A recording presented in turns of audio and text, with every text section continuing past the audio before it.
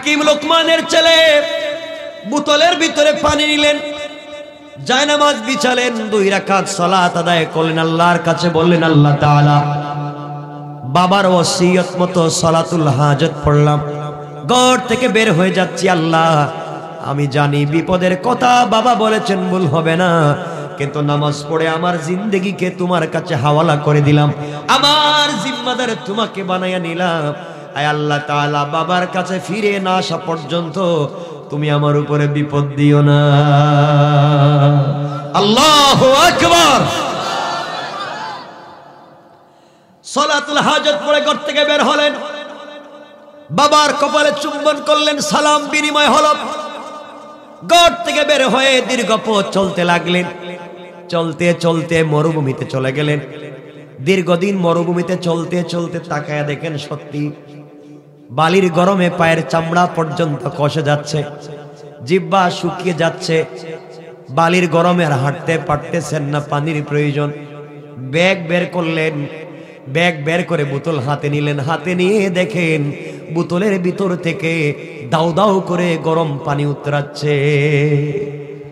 বাবার ওসিয়তের কথা মনে হয়ে গেল, হারে এই পানি পান করলে আর বাঁচা যাবে না, বাবা বলেছেন পানি পান করা যাবে না, এই মুহূর্তে বাঁচবার কোনো সুযোগ নাই, আমি কেমনে বাঁচবো, পানি পান করা তো লাগবে,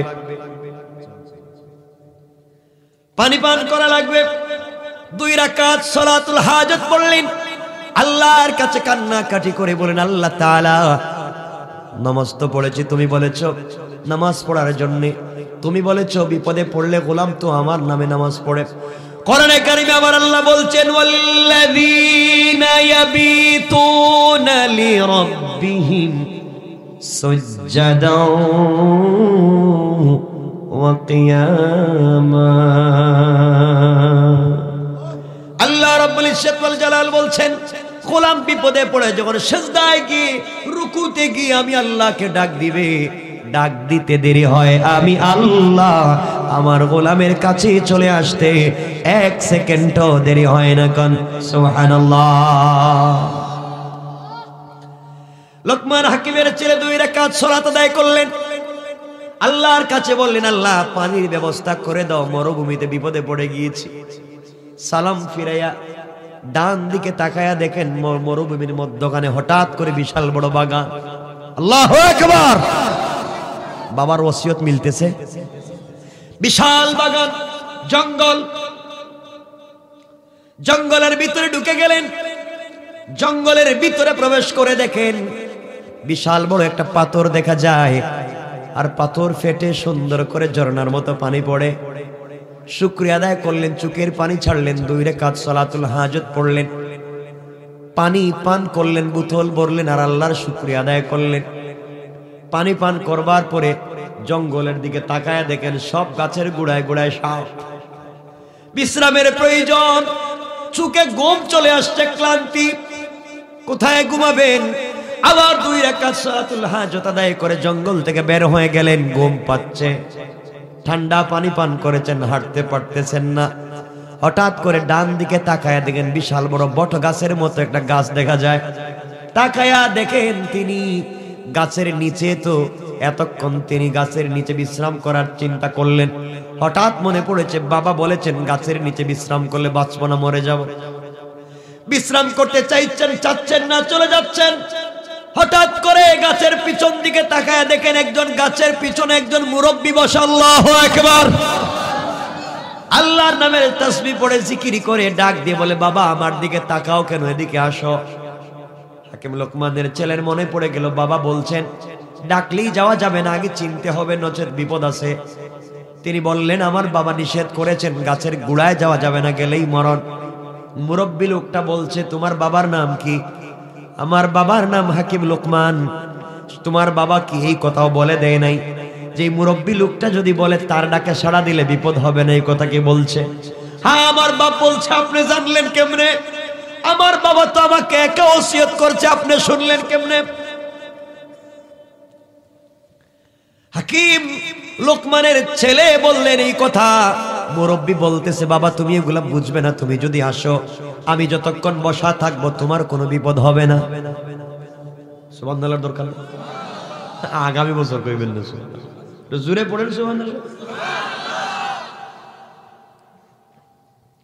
হাকিম লোকমানের ছেলে পৌঁছে গেলেন, চেহারার দিকে তাকায় দেখেন নূরানি চেহারা, চেহারার মধ্যে চুলের নিচ দিয়ে যেন সুরমা লাগানো, সুন্দর চেহারা, সুন্দর চুল, সুন্দর দাড়ি, বসে আছে। তিনি বললেন, বাবা আপনাকে আমি চিনি না, আপনি আমাকে ডাকলেন, আমি তো এখানে বিশ্রাম নিব না।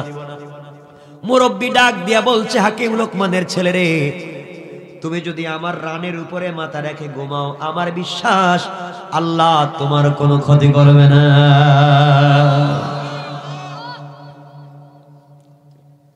হাকিম লোকমানের ছেলের মনে পড়ে গেল, বাবা বলেছেন ওর প্রাণে মাথা রাখলে অসুবিধা নাই।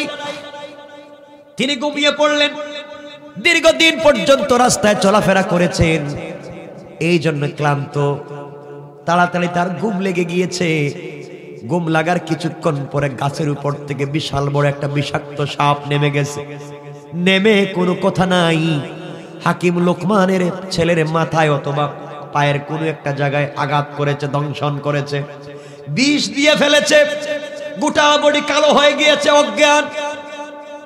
মুরব্বী চিন্তা করলেন, এই ছেলে তো আমার উপরে বিশ্বাস রেখে, আমার রানের উপরে মাথা রেখে শুয়ে পড়েছে, তার কোনো ক্ষতি হবে না, সে জানতো, তার বাবা ওসিয়ত করেছেন। তাই এখন যে লোকটার ক্ষতি হলো, আমি কি জবাব দিব যদি বিপদ হয়ে যায়? তিনি কোনো কথা না বাড়িয়ে সাপটাকে ধরে ফেললেন। সাপকে ধরে বললেন, বেয়াদব রে, তোকে বাঁচতে দিব না, যে জায়গা থেকে তুই বিষ দিছস ওই জায়গা থেকে বিষ নিয়ে যা। টান দিয়ে বুকের মধ্যে ধরে লাগায় রাখলেন। সাপ টাইনা টাইনা বিষ নিয়ে গিয়েছে। বিষ নিয়ে যাওয়ার পরে সাপটাকে দেখলেন কি করা যায়। হঠাৎ করে দেখেন হাকিম লোকমানের ছেলের ব্যাগের ভিতরে ছুরি আছে, চাকু আছে, বটি আছে, দাও আছে। চাকু পাওয়া গেল, আস্তে করে সাপটাকে কেটে দুই টুকরা করে দিলেন। দুই টুকরা করে লেজের অংশটুকুন জমিনের ভিতরে ফালাইয়া দিলেন। মাথার অংশটুকুন হাকিম লোকমানের ছেলের ব্যাগের ভিতরে ঢুকায়া দিলেন। এটাই হচ্ছে কৌশল। আল্লাহ বলছেন, ওয়া মাকারু ওয়া মাকারাল্লাহ ওয়াল্লাহু খায়রুল মাকিরিন। এই ওয়াজ করতে গেলে আর অনেক লম্বা। রেখে দিলেন তিনি মাথার অংশটা ব্যাগের ভিতরে, লেজের অংশ ফেলে দিলেন। কিছুক্ষণ পরে হাকিম লোকমানের ছেলের ঘুম ভেঙে গেল। ঘুম ভাঙ্গার পরে উঠে গেলেন। উঠে দেখেন তার পায়ের কাছে বিশাল বড় সাপের অর্ধেক। লাফ দিয়ে উঠে বলছেন, আঙ্কেল এটা আবার কি? বাবা তোমাকে সাপে দংশন করেছিল, এই জন্য আমি হত্যা করে দুই টুকরা করে ফেলে দিয়েছি। আব্বা জান, তাহলে এখানে আর থাকা যাবে না, এখন চলে যাই। মুরব্বী বলছে, বাবা চলে যাও, দোয়া থাকলো চলে যাও। হাকিম লোকমানের ছেলে বলছেন, মুরব্বী আঙ্কেল আপনাকে তো আমি চিনি না, কিন্তু এই লম্বা পথ একা একা কেমনে যাব, আমার ভয় হয়। আপনি যদি আমার সফর সঙ্গী হয়ে যান আমি বড় খুশি হব। মুরব্বী বলতেছেন, হাকিম লোকমানের ছেলে রে, তুমি যদি চাও অবশ্যই তোমার সাথে যেতে আমার কোনো বাধা নাই। কান সুবহানাল্লাহ। হাকিম লোকমানের ছেলে উঠে গেলেন, 2 রাকাত সালাতুল হাজত পড়লেন। দুজন মিলে আবার হাঁটতে লাগলেন। দীর্ঘ পথ, দীর্ঘদিন হাঁটতে হাঁটতে একটা গ্রাম পাইলেন, মহল্লা পাইলেন, পাড়া পাইলেন। গ্রামে ঢুকে গেলেন। গ্রামে ঢুকবার পরে মানুষের কাছে পরিচয় দিলেন, আমি হাকিম লোকমানের ছেলে। মানুষ বলছে, আমাদের পীর সাহেবের ছেলে, বিশ্ববিখ্যাত বড় হুজুরের ছেলে। সম্মান কম করবে না বেশি করবে? ইজ্জত করলো বেশি, সম্মান করলো বেশি, খাওয়ালো বেশি, হাদিয়া তোফা দিল বেশি। 3 দিন হয়ে গেল। হাকিম লোকমানের ছেলে বলছেন, আঙ্কেল 3 দিনের বেশি থাকা যাবে না। আব্বা জান বলছেন, 3 দিনের বেশি থাকলে ঝামেলা আছে। আমার বাইরে এক পর্যায়ে হাকিম লোকমানের ছেলে 3 দিন হয়ে গেল, 4র্থ দিন সকালবেলা ব্যাগ কাঁধে নিয়েছেন, চলে যাবেন। হঠাৎ করে পুরা মহল্লার হাজার হাজার মানুষ মিলে মিছিল দিয়া বিশ্ব সুন্দরী একটা মেয়েকে অলংকার জেওয়ার পরাইয়া, অর্নামেন্টস জুয়েলারি দিয়া সব সুন্দর করে সাজাইয়া একটা পরীর মতো করে লোকমান হাকিমের ছেলের সামনে এনে বলছেন, বাবা তুমি আমাদের পীর সাহেবের ছেলে, দীর্ঘদিন থেকে হুজুর এলাকায় আসেন নাই, তুমি যখন তার সন্তান, তোমার সঙ্গে আমাদের আত্মীয়তার প্রয়োজন, তাহলে সম্পর্ক থাকবে, তুমি এই মেয়েটাকে বিয়ে করো। চেহারার দিকে তাকাইয়া মনে পড়ে গিয়েছে বাবা তো বলেছেন চতুর্থ দিন সকালবেলা ওরা বিশ্ব সুন্দরী একটা মেয়েকে সাজাইয়া নিয়ে আসবে বিয়ে করার জন্য, আমি যদি বিয়ে করি তাহলে বাসর রাত্রে মারা যাব। এই কথা মনে হয়ে গেল। তিনি বললেন না না, আমি বিয়ে করতে পারি না, আমার দ্বারা বিয়ে করা সম্ভব না। সবাই বলছে আপনি একটু চেহারার দিকে তাকাইয়া দেখেন। লোকমান হাকিমের ছেলে চেহারার দিকে তাকাইয়া চিন্তা করলেন বাপ তো না করছে, তো বিয়ে না করলে তো আরেকজন বিয়ে করব। এমন সুন্দর মেয়ে তো পৃথিবীতে আর হইতে পারে না। কিন্তু একদিকে বাবার ওসিয়ত, অপর দিকে বিশ্ব সুন্দরী মেয়ের প্রেমে পড়ে গেলেন। কি করবেন? চিন্তা করলেন বিয়ে করবেন, আবার চিন্তা করেন বাবার ওসিয়ত, আবার চিন্তা করলেন এত সুন্দরী মেয়েকে ছেড়ে আমি কোথায় যাব? বিপদ আসেনি? এটাই হচ্ছে নারীর ছলনা, এটাই হচ্ছে শয়তানের ছলনা। তোমাকে বিপদে ফেলে দিচ্ছে। ভারসাম্যপূর্ণ একটা সিদ্ধান্ত নিতে হবে তোমাকে। হাকিম লোকমানের ছেলে চিন্তায় পড়ে গেলেন কি করবেন। আব্বার কথা মনে পড়ে গেল। বাবা বলেছেন বিপদেই পড়লে সলাতুল হাজত পড়বা। সলাতুল হাজত পড়লেন, আল্লাহর কাছে বললেন আল্লাহ তাআলা আমাকে একটা সমস্যার সমাধান করে দাও। সালাম ফিরাইয়া মনে পড়ে গেল, হঠাৎ করে মনে পড়লো বাবা বলছেন বিপদে পড়লে সলাতুল হাজত পড়তে, আর মুরব্বী থাকলে পরামর্শ নিতে। সুবহানাল্লাহ বলবেন। মুরব্বীকে ডাক দিয়ে বলেন আঙ্কেল, আব্বাজান বলেছেন আপনার পরামর্শ নিয়ে চলতে, এখন আপনি বলেন বিয়ে করব কি করব না। হাকিম লোকমানের ছেলেকে মুরব্বী বলছেন বাজান তোমার বাপ বলছেন বিয়ে করলে ঝামেলা আছে, আমিও বুঝতেছি বিয়ে করলে মরণ আছে, এখন তুমি কি করবা? কয় আপনি কোন, আপনিই তো বলছেন আপনার সাথে থাকলে আমার সমস্যা নাই, চাচা আছেন আপনি, আপনি বলেন কি করা লাগবে। হাকিম লোকমানের ছেলের হাত ধরে মুরব্বী বলতেছেন বাবা আমি কথা দিলাম, তোমার যদি মন চায় মেয়েটার প্রেমে পাগল হয়ে যাও, এত বিশ্ব সুন্দরী মেয়েকে ফেলে দিয়ে যাইতে মন চায় না, আমার মন চায় তুমি বিয়ে করে ফেলো, আমার বিশ্বাস সালাতুল হাজত পড়বা, কোনো ক্ষতি হতে পারে না। হাকিম লোকমানের ছেলে বিয়েতে রাজি হয়ে গেলেন, বিয়ে হয়ে গেল বিশ্ব সুন্দরী মেয়ে। কিন্তু আফসোস করতে লাগলেন বাবার ওসিয়ত কি হয় কিনা। বিয়ে করে স্ত্রীকে গড়ে রাইখা দুজন মুরব্বী আর হাকিম লোকমানের ছেলে ঘর থেকে বের হয়েছেন, বাজারে যাবেন। রাস্তায় বের হওয়ার পরে যুবক আর যুবতীরা রাস্তায় বের হয়ে দেখে এই যে আমাদের দুলাভাই এই যে যায়। সবাই যখন দেখায় হাকিম লোকমানের ছেলে বলছেন কিরে তোমরা কেন আমাকে দেখাও কি? সবাই দাঁড়িয়ে বলছে ও যুবক তোমার মতো বেওকুফ, তোমার মতো আহাম্মক, তোমার মতো মূর্খ যুবক আমরা আর জীবনে দেখি নাই। তুমি আমাদের কাছে পরিচয় দিয়েছো হাকিম লোকমানের ছেলে, তোমার কাজ কর্মে তো তা মনে হলো না। কেন মনে হলো না? আমরা বলতে চাচ্ছি তুমি আজকের পরে আর বাঁচবে না, সকালবেলা তুমি মরে যাবে, সকালবেলা তোমার লাশ পাওয়া যাবে। লোকমান হাকিমের ছেলে বললেন ব্যাপার কি তোমরা বলো তো, আমি কেন মরে যাব? এলাকার মানুষ ডাক দিয়ে বলছে হাকিম লোকমানের ছেলেরে তুমি যেই মেয়েটাকে বিয়ে করেছো বিশ্ব সুন্দরী মেয়ে, এত স্মার্ট, এত স্ট্রাকচার সুন্দর ডিজাইন করা, এমন সুন্দর মেয়ে হয়তো পৃথিবীতে আর নাই। কিন্তু এই মেয়েটার তোমার আগে আরো 9টা বিয়ে হইছে। কয়টা হইছে? আপনি 10 নম্বর।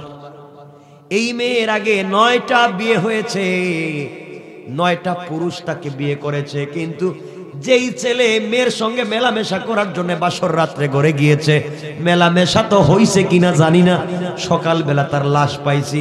9টা লাশ আমরা পাইছি, 9টা মারা গেছে, তুমি 10 নম্বর। এই জন্য বললাম তোমার মতো আহাম্মকার নাই, কালকে বেলা তো 10 নম্বর লাশ তোমার লাশ পাওয়া যাবে। হাকিম লোকমানের চেয়ে আশ্চর্য হয়ে গেলেন, আমার বাবা তো এই কথা বলেছিলেন বিয়ে করলে বাসর রাত্রে মরা লাগবে, এখন তো দেখতেছি এই মেয়েটাকে মনে করছিলাম বিয়েই মনে করে নাই, এর আগে 10টা খাইছে, 9টা, এখন আমি 10 নম্বর, কি বিপদে পড়লাম। চিন্তায় পড়ে গেলেন, কাঁদতে লাগলেন। বাবার ওসিয়তের কথা মনে পড়লো। বাবা কোন জিনিস বুঝেন, বাবা যে বলে দিলেন।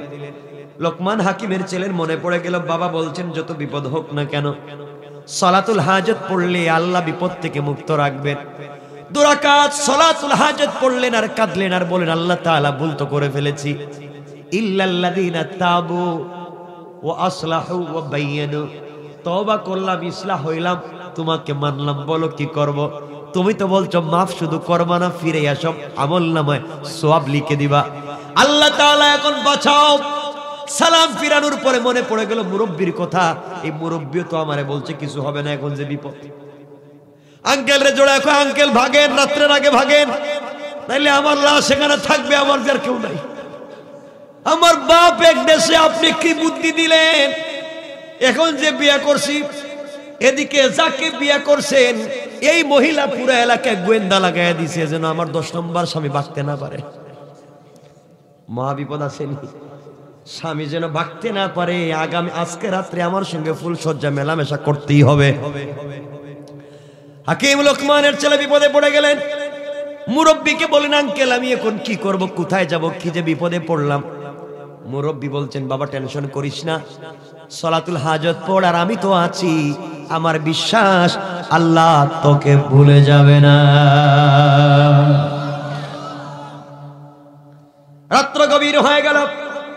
তাদের আমাদেরও সমান সমান, তাদের বাসর রাত আর আমাদের ওয়াজের রাত। এজন্য আমরা সংক্ষেপ করে নিচ্ছি। রাত্র 1টা। সোলো কিটাকে মেশিন পাইছেন ভাই? কতক্ষণ চলতেছে হিসাব আছে? আমার বন্ধুগণ গভীর মনোযোগ। এক পর্যায়ে মুরব্বী বলছেন, বাবা রাত্র তো হয়ে গেছে, বছর রাত্রে যাওয়া লাগবে। যাওয়া তো লাগবে আঙ্কেল, কিন্তু লাশ তো সকালেই পাওয়া যাইব, কারণ বাঁচান আমারে পায়ে ধরছে, বাঁচান। মুরব্বী চিন্তা করে এখন কি করি, সবাই তো কইতেছে মরে যাইব। আল্লাহ রাব্বুল ইজ্জত ওয়াল জালাল তার হিকমতপূর্ণ কোরআন দিয়েছেন, হিকমতপূর্ণ ভাষা ব্যবহার করেন। রাত্র গভীর হয়ে গেছে।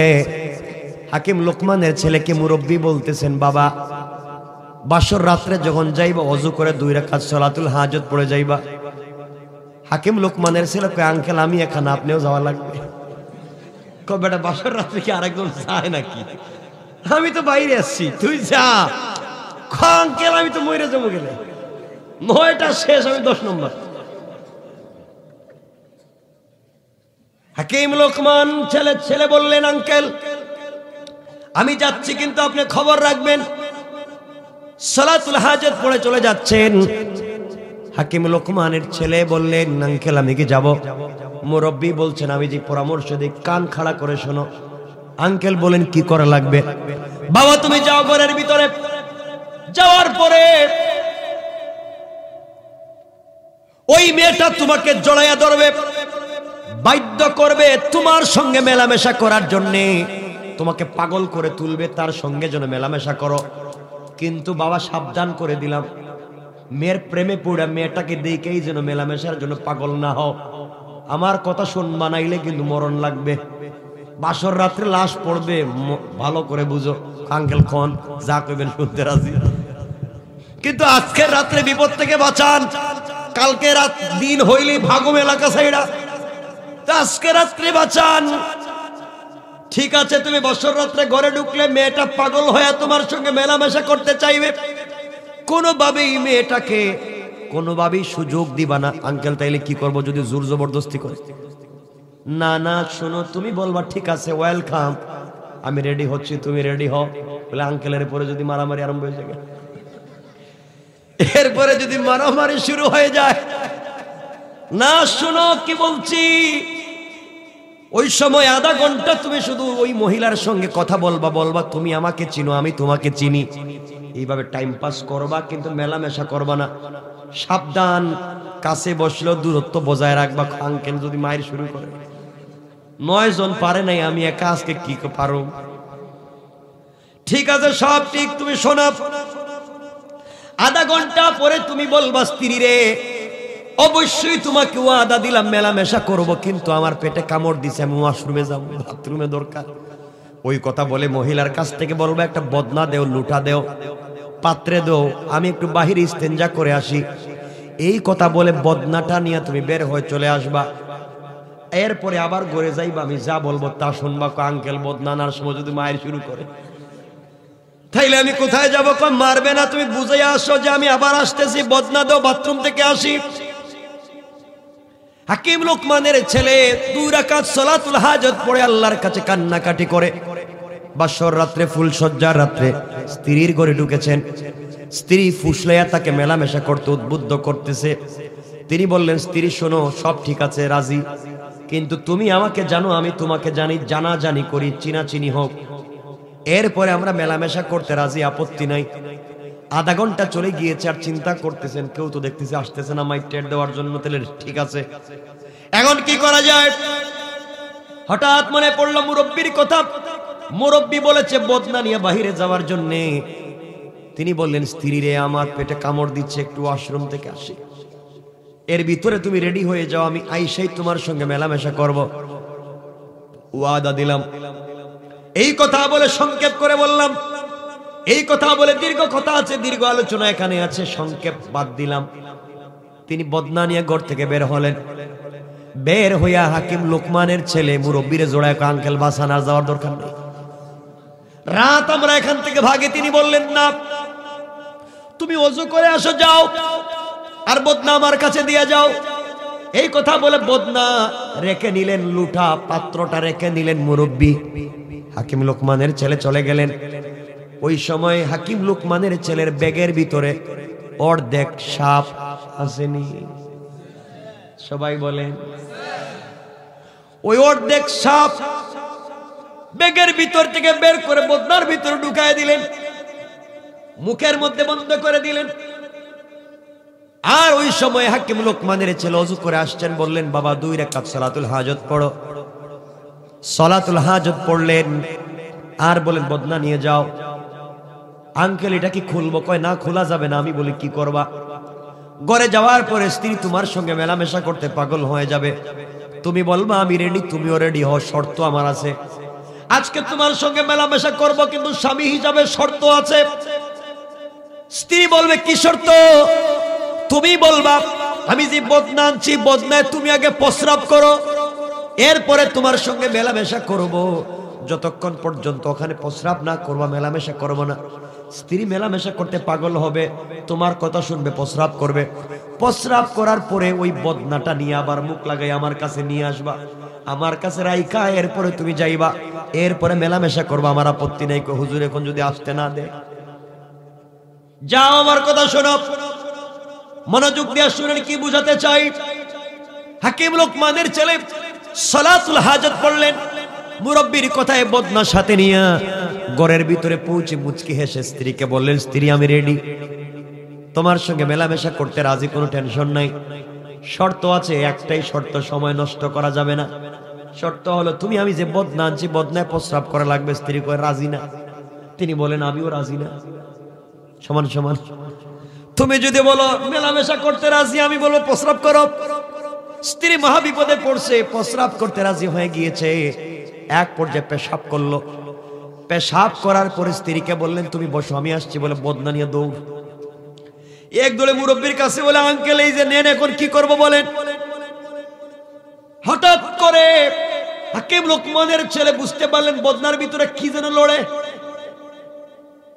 মুরব্বি বলছেন, বাবা, বদনাটা উল্টাইয়া দেও আমার সামনে। আল্লাহু আকবার, কি আশ্চর্য বিষয়। বদনা উল্টাতে দেরি হয়েছে, দেখা যায় 2টা বিষাক্ত কালো 2টা সাপ আর একটা লেজ ছাড়া সাপ। আশ্চর্য হয়ে গেলেন হাকিম লোকমানের ছেলে, কি ব্যাপার আঙ্কেল? বদনার ভিতরে 2টা আস্ত সাপ, কালো বিষাক্ত সাপ আর একটা অর্ধেক সাপ, কি ব্যাপার? চোখের পানি ছেড়ে দিলেন। হাকিম লোকমানের ছেলেকে মুরব্বি বলছেন, বাবা, তাহলে তুমি শোনো, ওই মহিলার পেটের ভিতরে লম্বা ঘটনা, একটা বিষয় আছে, লম্বা তারিখ আছে। ওই মহিলার পেটের ভিতরে 2টা ছোট্ট ছোট্ট কালো সাপ আস্তে আস্তে বড় হয়েছে। এখানে ইতিহাস লম্বা, সেটা আজকে বলবো না, কারণ একটু হয়ে গেছে। আরে শোনেন, আরে আমার কথা বুঝেন, খালে সংক্ষেপ, শুধু সব জায়গায় সংক্ষেপ বলে না, শোনেন না, যা বলছে তাই শুকরিয়া দেখেন। আমার ভাইয়ের সাথে এতক্ষণ কথা ছিল না, কিন্তু এতক্ষণ কথা দিই নেই। শোনেন কথা, শোনেন ঘটনা, বাদ দিলাম এখানকার। হাকিম লোকমানের ছেলেকে মুরব্বি বলছেন, বাবা, এই মহিলার পেটে 2টা বিষাক্ত সাপের জন্ম আস্তে আস্তে বড় হয়েছে। সে 9টা বিয়ে করেছে, এটাও ঠিক। স্বামীরা যখন তার সঙ্গে মেলামেশা করার জন্য গিয়েছেন, ওই সময় কিন্তু ওই বিষাক্ত সাপ কামড় দিয়ে তার 9টা স্বামীকে হত্যা করেছে। মেয়েটা জানে না, মেয়েটা বুঝতেই পারে না এই বিষাক্ত সাপ তার স্বামীকে আঘাত করে করে হত্যা করেছে, এই জন্য মরে গিয়েছে। আজকে আমি জানতাম এই জায়গায় এই অসুবিধা হবে। তার পেটের ভিতরের 2টা সাপ বের করার কোন মেশিন আমার কাছে নাই। হুজুর বুঝলাম তো 2টা সাপ পেটের ভিতর থেকে বাইরে হইছে, অর্ধেকটা কুত্তে গাইলো। বাবারে ওই যে গাছের গোড়ায় বলছিলাম তোমাকে একটা সাপ দংশন করেছে, অর্ধেক সাপ তোমার সামনে ফেলে দিয়েছিলাম, অর্ধেক ব্যাগের ভিতরে রেখেছি। এটাই হচ্ছে আল্লাহর হিকমত। আল্লাহ কোরআনে কারিমে বলেন, আবার আল্লাহ বলেন ওয়া মাকারু ওয়া মাকারাল্লাহ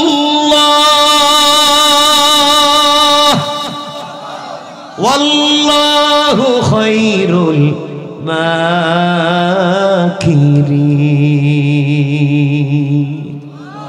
আল্লাহ বললেন আমার কৌশল কোন জিনিস কোন জায়গায় কাজে লাগাবো গোলাম তুই জানিস না। ও আমার হাকিম লোকমানের ছেলে, অর্ধেক সাপটাকে ব্যাগের ভিতরে রেখে দিয়েছিলাম, আজই কাজে লাগাইয়া দিলাম। ওই সাপটা তোমার বদনার ভিতরে আমি কিন্তু দিয়েছিলাম, আমি জানতে পারলাম, আমি বুঝতে পেরেছিলাম এমন ঘটনা। সাপ যখন দিয়েছিলাম এই লুটার ভিতরে, বদনার ভিতরে, আর স্ত্রীকে বলে দিয়েছিলাম বলবো ওখানে প্রস্রাব করতে। স্ত্রী যখন ওই লুটার মুখের উপরে বসে প্রস্রাব করতে গিয়েছে, তখন তার ভিতরে থাকা ওই কালো সাপগুলা দেখছে লুটার ভিতরে আরেকটা সাপ, কারণ একটাকে দেখলে আরেকটার দুশ্মনী, ওটাকে মারার জন্য চেষ্টা করছে আর বের হয়ে গিয়েছে। আল্লাহু আকবার। এই সাপটাকে দংশন করার জন্য তারা 2 জন থাকে, আরেকটা কুত্তেকে আইলো, ওটাকে মারবার জন্য তারা ট্রাই করেছে আর প্রস্রাবের সাথে বের হয়ে গিয়েছে। সুতরাং বাবা এখন দুশ্মন খতম হয়েছে, তুমি যাও স্ত্রীর সাথে মেলামেশা করো, আমার বিশ্বাস আজকে তুমি মরবা না। আল্লাহু আকবার। হাকিম লোকমানের ছেলে বলেন আঙ্কেল আর যদি থাকে, বাবা আমি বলছি আর থাকবে না, 2 রাকাত সালাত পড়ে যাও। হাকিম লোকমানের ছেলে আবার 2 রাকাত সালাত পড়লেন, পরে ঘরের ভিতরে গেলেন। ভয় আসেনি ভিতরে? কয়টা সাপ বাইর হইছে? কয়জন মারা গেছে? উনি কত নম্বর? যত ওয়াজ করেন ভিতরে কিন্তু ভয় আছে। স্ত্রী বলছে স্বামী কি ব্যাপার, কি হলো? কিছুই না, আসো। মেলামেশা হচ্ছে, স্ত্রী বলতেছে স্বামীরে আর তোমার সঙ্গে দেখা হবে না, আজকে মেলামেশা শেষ, কালকেই তুমি মারা যাইবা। হাকিম লোকমানের ছেলেকে বউ দেখতেছি কই মরেছি, তো ব্যাপার কি? কালকে কিন্তু মইরা যাইবা। লুকমান হাকিমের ছেলে বললেন মরি আর বাসে যাই করে মেলামেশাটা করে ফেলি। মেলামেশা হলো। আমার বন্ধুগণ, মেলামেশার পরে 2 জন ঘুমিয়ে পড়েছেন কখন জানি, কারণ ফুল সজ্জা রাত্রে মানুষ ঘুমায়। রাসূল বলেছেন নওম কা নামাতিল আরুস, এইভাবেই কিয়ামতের মাঠ কায়েম হবে। ঘুমিয়ে গেলেন, 2 জন ঘুমিয়ে পড়েছেন। সকালবেলা লাশ জানান, এদেরকে কি বলে? লাশ যারা কাটে ডুম, কি বলে? সকালবেলা 10-12 জন ডুম এসে লুকমান হাকিম আর তার বউর ঘরের চতুর্দিকে ঘুরতেছে, দরজা ভাঙ্গা ঢুকছে লাশ নেওয়ার জন্য। আগে কয়টা নিছে? 9টা লাশ নেওয়ার জন্য, 9টা লাশ নিছে, এখন 10 নম্বর লাশের জন্য ঘরে ঢুকছে। দুইকা দেখে 2 জন 2 দিকে ঘুমিয়ে আছে। ডুম সবাই মিলে হাকিম লুকমানের ছেলের পায়ে ধরে টানে। উনি তাকায়া দেখে টানতেছে, কয় টানোকে?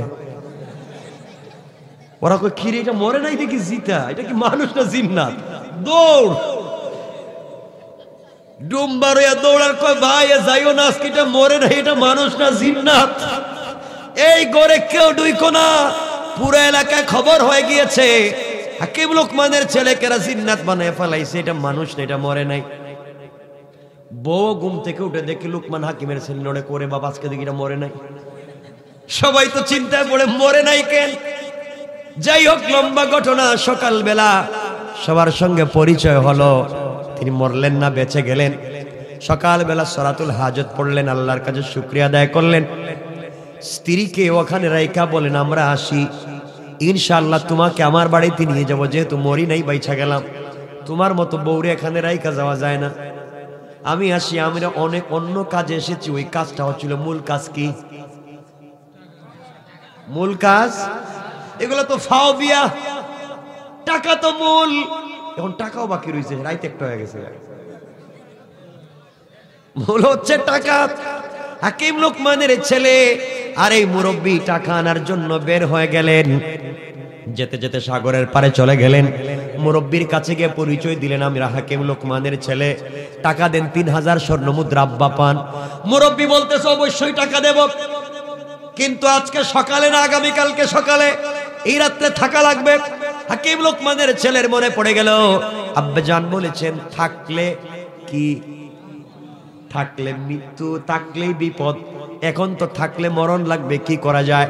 এখন তো মইরা লাভ নাই, বউ তো আছে। যে জুড়ে কয় ঠিক, মানে বউরে কে কে মরতে চায় না। খুব ভালোবাসেন না আপনারা বউরে, ঠিক না? ঠিক কি তোমরা বিয়ে করছো? বাচ্চারা হেরা কয় ঠিক। আমার মুসলমান বন্ধুগণ, এক পর্যায়ে মুরব্বী বলছে সকালবেলা টাকা দিব, আজকে দেওয়া যাবে না। মনোযোগ দিয়ে শুনেন কি বুঝাতে চাই। রাত্র হয়ে গেল, হাকিম লোকমানের ছেলে মুরব্বীকে বলেন আঙ্কেল মরা তো লাগবেই। মুরব্বী বললেন 2 রাকাত সালাতুল হাজত পড়ে পরে যা হবার হবে। সালাতুল হাজত পড়লেন, রাত্র গভীর হলো। এই মুরব্বী লোকটা হাকিম লোকমানের ছেলে, আর এই মুরব্বীকে নিচতলায় একটা রুমের ভিতরে শোয়া, দোতলায় চলে গিয়েছে। দোতলায় 3টা রুম, একটা রুমে নিজে থাকে, আর একটা রুমে 2টা ছেলে তার আছে, 2টা ছেলেকে রাখে, একটা রুম খালি রাখছে। এইভাবে চলে। অর্থ হলো যারা টাকা নিতে আসে, ঋণ পায়, ঋণ নিতে আসছে, এদেরকে নিচতলায় ঘুমাইতে দেয়। রাত্রবেলা সাগরে জোয়ার উঠে, আর জোয়ারের টোলায় নিচতলায় পানি উঠে, আর নিচতলায় পানি উঠার কারণে এরা পানিতে ভেসে মরে যায়। এভাবে সে টাকা দেয় না, ঋণ নিলে ঋণ দেয় না, এভাবেই কাজ করা। এ দোতলায় থাকে, তার কিছু হয় না। হাকিম লোকমানের ছেলে আর এই মুরব্বীকে নিচতলায় ঘুমাতে দিয়েছে। তার বিশ্বাস রাত্রবেলা তো জোয়ার আসবে, পানির মধ্যে নিচতলা ডুবে যাবে, 2 জন ঘরের ভিতরে মরে যাবে, বের হতে পারবে না। সকালবেলা টাকা তো দেওয়া দূরের কথা, লাশ বাসাইয়া দিয়ে দিব। এই চিন্তা করে ঘুমিয়ে গিয়েছে দোতলায়। নিচতলায় হাকিম লোকমানের ছেলে আর মুরব্বী শুয়ে যাবেন। মুরব্বী মনে করে দিলেন বাবা রাত্রে কিন্তু বিপদ আছে, নামাজ পড়ো। কয় রাকাত? কি নামাজ? হাজত পড়ে ঘুমিয়ে যাও। সালাতুল হাজত পড়লেন, ঘুমিয়ে গেলেন। রাত্রবেলা দেখা যায় বিশাল বিশাল বড় ঢেউ আসতেছে, পানি আসতেছে, জোয়ার আসতেছে। হাকিম লোকমানের ছেলে কি মুরব্বী ঘুম থেকে উঠালেন আর বলেন বাবা উঠো, দোতলায় যাই, এখানে থাকা যাবে না, কিছুক্ষণ পরে জোয়ার আসতেছে। ঘুম থেকে উঠলেন, দোতলায় গিয়ে সন্তানদের রুমে নক করলেন, দরজা খুলে দিল। কি আপনারা? আমরা তোমার বাবার কাছে এসেছি, আমরা মুসাফির মানুষ, নিচতলায় ঘুম লাগতেছে না, মশায় কামড়ায়। তোমরা যদি তোমাদের রুমে আমাদেরকে একটু জায়গা দেও, এই রুমে তো তালা দেওয়া, আমরা এখানে থাকতাম, তোমরা এক জায়গায় থাকো। 2 ভাই বলছে আঙ্কেল না, আপনি কত সুন্দর মানুষ, আর হাকিম লোকমানের ছেলেকে নিয়ে এসেছেন, আপনাদেরকে কষ্ট দিতে পারি না, আমরা নিচে 2 ভাই যাই, আপনারা দোতলায় থাকেন।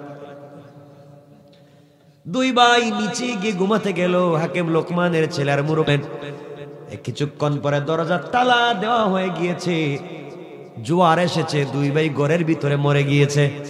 সকালবেলা এই মুরব্বী ঘুম থেকে উঠেছে, হাকিম লোকমানের ছেলে আর মুরব্বীর লাশ ফেলে দেওয়ার জন্য দরজা খুলে দেখে তার নিজের 2টা ছেলে মরা। আল্লাহ বললেন ইন্না কাইদাশ শাইতানি কানা দাঈফা। শয়তানেরা, বেঈমানেরা যত কৌশল করে, আল্লাহর কাছে সবগুলো কৌশল দুর্বল। তুই কৌশল করলে ভালো মানুষকে মারবে, ও নিজের ছেলেই মারা গেছে। কাঁদতেছে কাঁদতেছে, আমার ছেলে মরলো, এরা গেল কই? এরা তো উপরে আছে মনে হয়। সকালবেলা হাকিম লোকমানের ছেলে ঘুম থেকে উঠে কয় আসসালামু আলাইকুম, টাকা দেন। মরস নাই তো মরস নাই, টাকাও দিতাম, ছেলেও মরছে আমার। টাকা নিলেন, 3000 স্বর্ণ মুদ্রা নিলেন, আর সালাতুল হাজত পড়ে বিদায় নিয়ে চলে আসলেন। রাস্তায় আসার পরে চিন্তা করলো মুরব্বী এতক্ষণ আমার সঙ্গে ছিল, এখন টাকা দেখছে, টাকা না দিলে আবার যাবে না, মারামারি করতে পারে। দাঁড়ায়া বলে, আঙ্কেল আপনি তো চলে যাবেন। আঙ্কেল বলছো আমিও তো চলে যাব। ঠিক আছে, তোমাকে এত সার্ভিস দিলাম, কিছু আমার অর্ধেক দাও, অর্ধেক টাকা দাও। কয় আঙ্কেল শুনেন, পুরা ৩,৫০০ টাকাই দেন, আপত্তি নাই, কিন্তু বউর মধ্যে ভাগ বসাইয়েন না, এটা আমার একটা টাকা আপনি নিয়ে যান, কিন্তু বউ আমার, যে সুন্দরী বউ পাইছি এটা আমার টাকা আপনি নেন। মুরব্বী বললেন, বাবা তোমার তো মূল উদ্দেশ্য ছিল টাকা, বিয়া তো করছো ফাও, এখন বিয়েই দেখতেছি বড় টাকা তুমি নিবা না, তোমরা বিজনেসের জন্য এত বড় কষ্ট করে আসছো। কয় আঙ্কেল আসছিলাম তো ঠিক আছে, কিন্তু এখন কি করব, টাকাকে নিয়ে যাব। হ্যাঁ নিয়ে যাও। আঙ্কেল আপনি নিয়ে নেন, আমি অর্ধেক নিয়ে নেই। আপনি অর্ধেক নিয়ে নেন, বউ নিয়ে আমি বাড়িতে চলে যাই। এই বলে হাঁটতে লাগলেন। কিছুক্ষণ যাওয়ার পর হাকিম লোকমানের ছেলে মুরব্বীর হাত ধরে বলছেন, আঙ্কেল দীর্ঘদিন পর্যন্ত আপনি আমার সাথে ছিলেন, কত বিপদ আপদের সাক্ষী আপনি, কত কিছু জানলাম, আজ পর্যন্ত আপনার পরিচয় জানতে পারলাম না। আপনি বাকি কে? আপনি আপনার পরিচয় জানি না, আপনার পরিচয় আজকে জানতে চাই, আমাকে পরিচয়টা বলে দেন। হাকিম লোকমানের ছেলেকে মুরব্বী চুকের পানি ছেড়ে বলছেন, বাবারে আসলেই তুমি আমাকে চিনবে না, আমি আমার পরিচয় দেই, শোনো, আমি দুনিয়ার সাধারণ কোনো পাবলিক না, তুমি আমাকে জানবা না। তুমি ঘর থেকে বের হয়ে আসার সময় বাবার কাছ থেকে বিদায় নিয়া প্রথমে যে 2 রাকাত সালাতুল হাজত পড়েছিলা, সালাতুল হাজতের গুরুত্ব হলো, যেই ব্যক্তি 2 রাকাত সালাতুল হাজত পড়ে আল্লাহ রাব্বুল ইজ্জত ওয়াল জালাল তার নিরাপত্তার জন্য একজন ফেরেশতা পাঠায়া দেন। আমি হলাম সেই একজন ফেরেশতা। আল্লাহু আকবার। আমি ওই ফেরেশতা। তুমি যে সালাতুল হাজত পড়েছিলা, আল্লাহ রাব্বুল ইজ্জত ওয়াল জালাল আমাকে মানুষের সুরত ধরায়া তোমার বিপদের সাথী বানায়া আমাকে পাঠায়া দিয়েছেন। তুমি জায়গায় জায়গায় সালাতুল হাজত পড়েছো, আর আমি তোমাকে সাপোর্ট দিয়েছি, সহযোগিতা করেছি। আজকে তুমি বউ নিয়ে বাড়িতে যাও, টাকা নিয়ে বাড়িতে যাও, তোমার বাবার কাছে আমার সালাম দিবার বলবা, আমি সব জায়গায় তোমাকে সাপোর্ট দিয়েছি।